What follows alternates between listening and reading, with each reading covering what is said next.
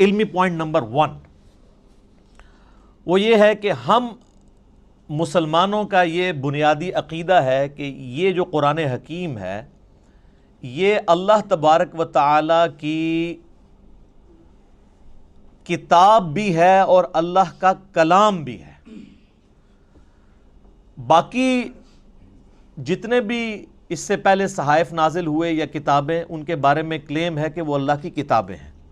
لیکن یہ وہ کتاب ہے جو صرف کتاب یا سلیبس نہیں ہے بلکہ اللہ تعالیٰ کا کلام ہے۔ اور اس کا ثبوت قرآن حکیم میں سورہ التوبہ کی سٹارٹ میں ہی آتا ہے کہ جنگ کے دوران اگر کافر تم سے پناہ مانگیں تو انہیں پناہ دے دو، اور کسی ایسی جگہ پہ ان کو قید کرو جہاں پر وہ اللہ کا کلام سنیں، حتی یسمع کلام اللہ، یہاں تک کہ وہ اللہ کا کلام سنیں۔ بسم اللہ الرحمن الرحیم۔ سوال یہ ہے کہ کیا صرف قرآن کریم کلام اللہ ہے یا تورات، زبور اور انجیل کو بھی کلام الہی کہا جا سکتا ہے؟ تو پہلی بات یہ ذہن میں رکھیں کہ قرآن کریم تسلسل ہے وحی الہی کا۔ ایسا نہیں ہے کہ قرآن کریم ہی وحی ہے اور اس سے پہلے وحی نازل نہیں ہوئی۔ قرآن کریم بھی وحی ہے، تورات بھی وحی ہے، انجیل بھی وحی ہے، زبور بھی وحی الہی ہے۔ فرق اتنا ہے کہ پہلے اللہ رب العزت کی طرف سے وحی آتی رہی اور اس سلسلے کو قرآن کریم نے اختتام پذیر فرما دیا۔ اب قرآن کریم نازل ہونے کے بعد کوئی وحی نہیں آئے گی، جس طرح اب کوئی نبی نہیں آئے گا، نبی کریم علیہ الصلوۃ والسلام خاتم النبیین ہے، اسی طرح قرآن کریم خاتم الکتب ہے کہ اس کتاب کے بعد کوئی آسمانی کتاب نازل نہیں ہوگی۔ مرزا محمد علی انجینئر نے یہ حرزہ سرائی کی کہ قرآن کریم کلام اللہ ہے اور تورات، انجیل اور زبور کلام اللہ نہیں ہے، تو یہ ایک بہت بڑی خیانت ہے اور بددیانتی ہے، اس لیے کہ قرآن کریم میں اللہ رب العزت سورۃ النساء آیت 163 میں فرماتا ہے اِنَّا أَوْحَيْنَا إِلَيْكَ كَمَا أَوْحَيْنَا إِلَى نُوحٍ وَالنَّبِيِّينَ مِن بَعْدِهِ۔ اے حبیب پیارے، ہم نے آپ کی طرف وحی فرمائی جیسے ہم نے وحی فرمائی تھی نوح علیہ السلام پر اور نوح علیہ السلام کے بعد کے انبیاء کرام پر۔ وَأَوْحَيْنَا إِلَىٰ إِبْرَاهِيمَ وَإِسْمَاعِيلَ وَإِسْحَاقَ وَيَعْقُوبَ وَالْأَسْبَاطِ، اور ہم نے وحی فرمائی تھی ابراہیم علیہ السلام کی طرف اور اسماعیل علیہ السلام کی طرف اور اسحاق علیہ السلام کی طرف اور یعقوب علیہ السلام کی طرف، والاسباط اور اولاد یعقوب علیہ السلام کی طرف، وعیسیٰ اور ہم نے وحی فرمائی عیسیٰ علیہ السلام کی طرف،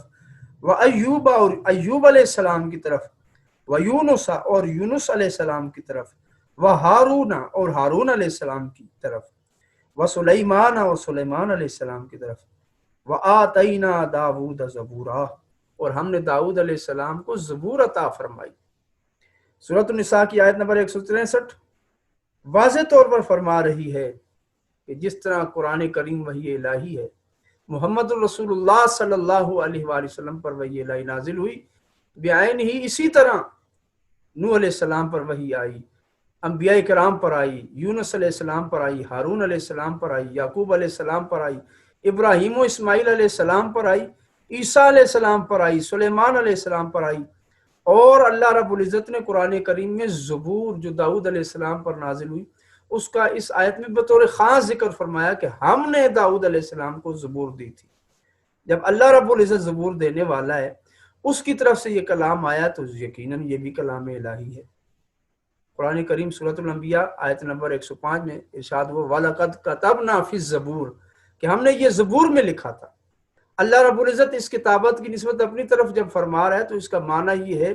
کہ زبور بھی کلام الہی ہے۔ فرق صرف اتنا ہے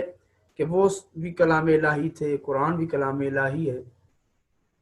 وہ کلام تھے، تسلسل تھا، اس کے بعد کلام آتا رہا، ایک کلام کے بعد دوسرا کلام آتا رہا، اور قرآن کریم خاتم الکلام ہے کہ اللہ رب العزت کا جو کلام تھا اس کا سلسلہ وحی کے ذریعے انسانوں تک کتابی شکل میں آنا بند ہو گیا۔ مالک کائنات ہمیں اس کو سمجھنے کی توفیق عطا فرمائے، اور نام نہاد دین کا لبادہ اوڑھ کر جو لوگوں کو فتنوں میں ڈال رہے ہیں اور ذہنی خلفشار کا شکار کر رہے ہیں، مالک کائنات ایسے موذی لوگوں سے ہمیں محفوظ فرمائے۔ ہاں یہ بات ضرور ذہن میں رکھیں کہ وہ کلام تھے، کلام الہی تھے، اللہ نے نازل فرمائے، وہ کلام الہی تھے، لیکن نزول کے بعد انسانوں کے پاس پہنچنے کے بعد